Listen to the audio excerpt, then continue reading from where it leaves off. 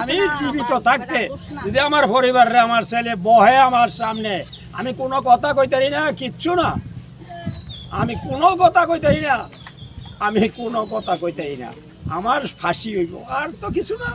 ও আমি শান্তি, তবু আমি শান্তি হইয়া গেলাম। আসসালামু আলাইকুম। ছেলের জ্বালায় কতটা অতিষ্ঠ হলে আসলে একজন বাবা তার সন্তানকে, নিজ সন্তানকে, তার সন্তানের বয়স 25 বছর, সেই 25 বছর বয়সের সন্তানকে তিনি নিজে কুড়াল দিয়ে কুপিয়ে কুপিয়ে হত্যা করেছেন।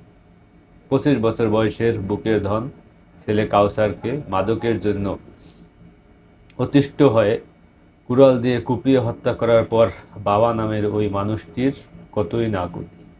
বুধবার 3রা এপ্রিল 2024 ভোরে গাজীপুরের কালীগঞ্জের জামালপুর এলাকায় ছেলে কাউসারের মরণ সবল